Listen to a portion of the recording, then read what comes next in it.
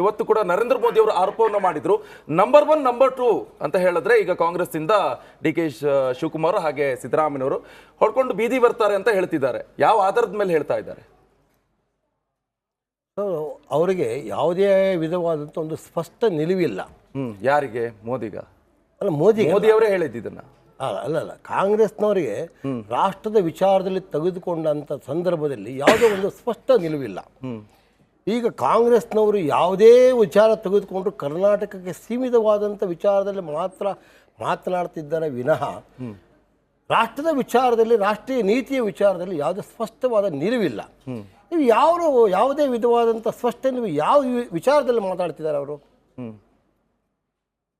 ನಮ್ಮ ನಿಲುವು ರಾಷ್ಟ್ರೀಯ ವಿಚಾರದ, ರಾಷ್ಟ್ರೀಯ ನೀತಿಯ ವಿಚಾರದ ಪರವಾಗಿದೆ ವಿನಃ ಯಾವುದೇ ವಿಚಾರವಾಗಿ ನಾವು ರಾಷ್ಟ್ರದ ಸಮರ್ಥವಾಗಿ ನಾವು ಮಾತಾಡ್ತಿದ್ದೀವಿ.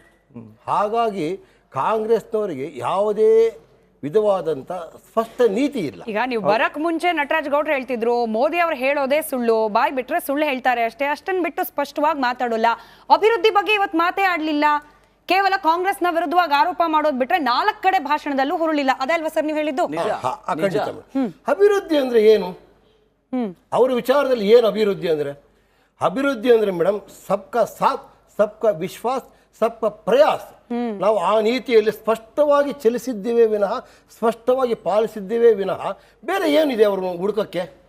ಹೇಳಿ. ಅವರು ಆರ್ಥಿಕವಾಗಿ ತಗೊಳ್ಳಿ, ಸಾಮಾಜಿಕವಾಗಿ ತಗೊಳ್ಳಿ, ನೈತಿಕವಾಗಿ ತೆಗೆದುಕೊಳ್ಳಿ, ಯಾವುದರಲ್ಲಿ ನಾವು ಹಿಂದೆ ಇದ್ದೀವಿ ಅಂತ ಹೇಳಿ ಅವರು. ಹಾಗಾಗಿ ಅವರಿಗೆ ಸ್ಪಷ್ಟವಾದ ನೀತಿನೇ ಇಲ್ಲ. ಹೇಳಿ ಅವರು. ಸ್ಮಿತಾ ಅವರೇ, ಈಗ ನಡಿ ಈಗ ಶುರು ಮಾಡೋಣ. ಕೇಸರಿಯಿಂದ ಮನೋಲ್ಲಾಸ ಮನಸ್ಸು ಮತ್ತೇರಿ ಕುಣಿದಾಡಿದೆ ನೋಡು, ಮನಸ್ಸು ಮತ್ತೇರಿ ಕುಣಿದಾಡಿದೆ ನೋಡು. ಕ್ಷಣ ಕ್ಷಣವೂ ಆಚರಿಸಿ ಕೇಸರಿ ಹಬ್ಬ. ವಿಮಲ್ ಬಾಯಲ್ಲಿ ಹೇಳಿ ಕೇಸರಿ. 2018, 19, 20ರಲ್ಲಿ ಕೊರೋನಾಗ ಮುಂಚೆ 3 ವರ್ಷದಲ್ಲಿ 25,000 ನಿರುದ್ಯೋಗಿ ಯುವಕರು ಉದ್ಯೋಗ ಸಿಕ್ಕಿಲ್ಲ ಅಂತ ಆತ್ಮಹತ್ಯೆ ಮಾಡ್ಕೊಂತಾರೆ. ಇದು ಇಟ್ಸ್ ನಾಟ್ ಅ ಶೇಮ್. ದೇಶದಲ್ಲಿ ಒಂದು ಅವಮಾನದ ವಿಷಯ ಅಲ್ಲ. ಪ್ರಧಾನಮಂತ್ರಿಗಳ ಮೋದಿಯವರು 56 ಇಂಚ್ ಎದೆ ವಿಶ್ವಗುರುನ ಇರ್ತಕ್ಕಂಥ ವಿಷಯದ ಸಮಯದಲ್ಲಿ 25,000 ಯುವಕರು ಆತ್ಮಹತ್ಯೆ ಮಾಡ್ಕೊಂತಾರೆ ಉದ್ಯೋಗ ಸಿಕ್ಕಿಲ್ಲ ಅಂತ. ಅದು ನಾಚಿಕೆ ಬರುವಂತ ವಿಷಯ ಅಲ್ವಾ?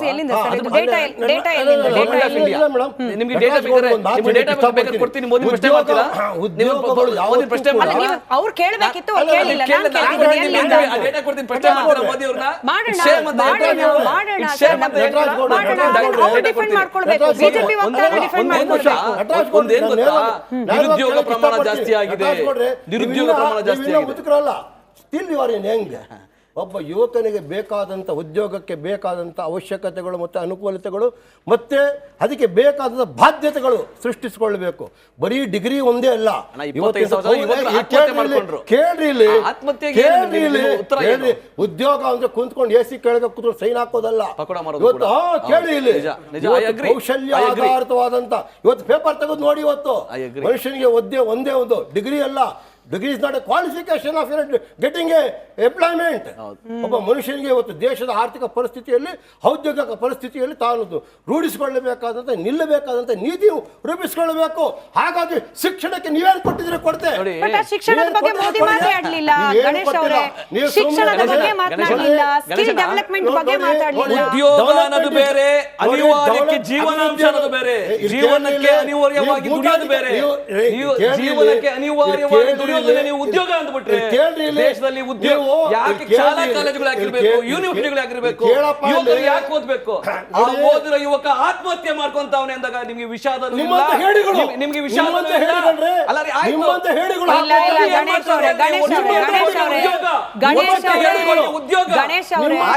ಬ್ರದರ್, ದೇಶದ ಆಸ್ತಿ ಆತ್ಮಹತ್ಯೆ ಮಾಡ್ಕೊಂಡ್ರೆ ಅವ್ರನ್ನ ನೀವು ಒಂದ್ ನಿಮಿಷ ಗಣೇಶ್ ಅವರೇ ನೋಡಿ, ಎಷ್ಟೋ ಜನ ಕುಟುಂಬದವರು ನೋಡ್ತಾ ಇರ್ತಾರೆ. ಇಲ್ಲ ಇಲ್ಲ ನಟರಾಜ್ ಅವರೇ ವೈಯಕ್ತಿಕವಾಗಿ ಯಾರ ವಿರುದ್ಧವಾಗಿ ಮಾತನಾಡಲಿಕ್ಕೆ ಅವಕಾಶ ಇಲ್ಲ. ನೀವು ಯಾರನ್ನೋ ಒಬ್ಬರನ್ನ ಇಟ್ಕೊಂಡು ಮಾತಾಡಲಿಕ್ಕೆ ಪ್ರಶ್ನೆ ವ್ಯಾಲಿಡ್ ಇದೆ, ಉತ್ತರ ಕೊಡಿ. ಉದ್ಯೋಗ ಸೃಷ್ಟಿ ಇವತ್ತಿಗೂ ಕೂಡ ಕಾಂಗ್ರೆಸ್ ಪ್ರಣಾಳಿಕೆಯಲ್ಲಿದೆ, ಮೋದಿ ಫೇಲ್ಯೂರ್, ನಾವು ಅದನ್ನ ಸೃಷ್ಟಿ ಮಾಡ್ತೀವಿ ಅಂತ ಹೇಳಿ. ಇವತ್ತು ಉದ್ಯೋಗ ಅನ್ನತಕ್ಕಂಥದ್ದು ಇವತ್ತು ಮನುಷ್ಯನಿಗೆ ವಿದ್ಯಾಭ್ಯಾಸ ಕೌಶಲ್ಯ ಆಧಾರಿತವಾದಂಥದ್ದು ಮತ್ತೆ ಇವತ್ತಿನ ಸಮಸ್ಯೆಗಳನ್ನು ಸಂದರ್ಭಾನುಸಾರವಾಗಿ ಉಪಯೋಗಿಸಿಕೊಂಡು ಅದನ್ನು ರೂಢಿಸಿಕೊಳ್ಳತಕ್ಕಂಥ ವ್ಯವಸ್ಥೆ ಇರತಕ್ಕಂಥ ಮಾತರಿಗೆ ಕೊಡ್ತಾರೆ. ಅದ್ರ ಬಗ್ಗೆ ಮಾತಾಡಲಿಲ್ಲ ಮೋದಿ ಅವರು. ನಾಲ್ಕು ಕಡೆ ಕಿರ್ಚೋದ್ರಿಂದ ಗಣೇಶ್ ಅವರೇ ನಿಮ್ ಗಂಟ್ಲು ಹಾಳಾಗುತ್ತೆ, ನಿಮ್ಮನ್ನ ತಡೆಯಕ್ ಹೋಗಿ ನನ್ ಗಂಟ್ಲು ಹಾಳಾಗುತ್ತೆ.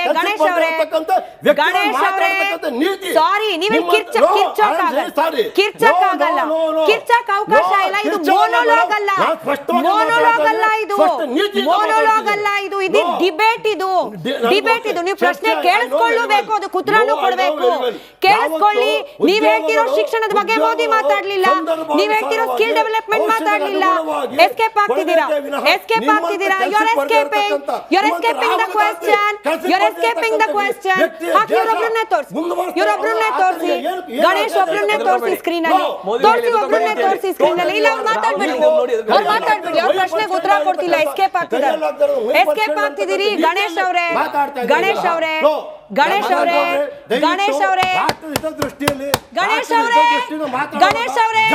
ಎಚ್ಚರಾಗಿ. ಇಲ್ಲಿ ಇನ್ನೂ 4 ಜನ ಇದೀವಿ, ಕೇಳಿಸ್ಕೊಳ್ಬೇಕು. ನೀವು ಪ್ರಶ್ನೆನೇ ಕೇಳಿಸ್ಕೊಳ್ಳಿಲ್ಲ. ಇಲ್ಲಿ ಚುನಾವಣಾ ಪ್ರಚಾರದ ಭಾಷಣ ಅಲ್ಲ, ಒಬ್ರೇ ಮೈಕ್ ಮುಂದೆ ನಿಂತ್ಕೊಂಡು ಮಾತಾಡಕ್ಕೆ. ಪ್ರಶ್ನೆ ಕೇಳಿಸ್ಕೊಳ್ಬೇಕು, ಉತ್ತರ ಕೊಡ್ಬೇಕು. ನಿಮ್ಮ ಈ ಶಿಕ್ಷಣದ ಬಗ್ಗೆ ನೀವು ಮಾತನಾಡಿದ ಸ್ಕಿಲ್ ಡೆವಲಪ್ಮೆಂಟ್ ಬಗ್ಗೆ ಮೋದಿ ಮಾತಾಡ್ಲಿಲ್ಲ. ಮೋದಿ ಪ್ರಚಾರ ಮಾಡಿದ್ರು, ಉದ್ಯೋಗ ಶಿಕ್ಷಣ ಕೌಶಲ್ಯ ಅಭಿವೃದ್ಧಿ ಬಗ್ಗೆ ಮಾತಾಡಿಲ್ಲ. ಪ್ರತಿಯೊಂದು ಸಭೆಯಲ್ಲೂ ಕೂಡ ಕಾಂಗ್ರೆಸ್ ವಿರುದ್ಧವಾಗಿ ವಾಗ್ದಾಳಿ ನಡೆಸಿದ್ರು, ಬೇರೆ ಬೇರೆ ವಿಚಾರ ವಿನಿಮಯ ಮಾಡ್ಕೊಂಡ್ರು. ಯಾವುದ್ರ ಬಗ್ಗೆ ಮಾತಾಡುದು? ಅಭಿವೃದ್ಧಿ ಅಂತ ಹೇಳಿದ್ರೆ ಇದೇನಾ ಮೇಡಮ್? ಸರ್ ಇವತ್ತಿನ ಅಭಿವೃದ್ಧಿ ಕಾಂಗ್ರೆಸ್ಸಿಗೆ ಯಾವ ಸ್ಪಷ್ಟ ನಿಲುವಿಲ್ಲ. ನಾವು ಇವತ್ತಿನವರೆಗೂ ಶಿಕ್ಷಣ ಇರಬಹುದು, ಉದ್ಯೋಗ ಇರಬಹುದು, ಅಥವಾ ಆರ್ಥಿಕ ಪರಿಸ್ಥಿತಿಯ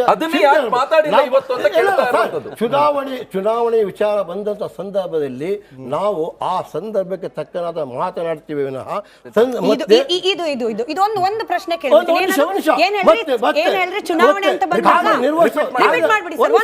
ಚುನಾವಣೆ ಅಂತ ಬಂದಾಗ ನಾವು ಕಾರ್ಯನಿರ್ವಹಿಸುವ ಸಂದರ್ಭದಲ್ಲಿ ದೇಶದ ವಿಚಾರವಾಗಿ ಚುನಾವಣೆ ಅಂತ ಬಂದಾಗ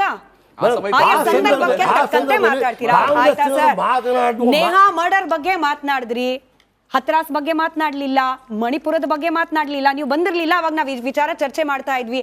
ಪಕ್ಕದಲ್ಲಿ ಕುಮಾರಸ್ವಾಮಿ ಅವರನ್ನು ಕೂರಿಸ್ಕೊಂಡಿದ್ರಿ. ಅವರ ಕುಟುಂಬದ ಮೇಲೆ ಬಂದಿರೋದು ಎಂಥ ದೊಡ್ಡ ಗಂಭೀರವಾದ ಆರೋಪ. ಅದ್ರ ಬಗ್ಗೆ ಅಂದ್ರೆ ಹೆಣ್ಣು ಮಕ್ಕಳ ವಿಚಾರ ಬಂದಾಗ ಎಲ್ಲರನ್ನ ಕೂಡ ವೈಯಕ್ತಿಕವಾಗಿ ಮಾತನಾಡಲು ಬಂದಿಲ್ಲ.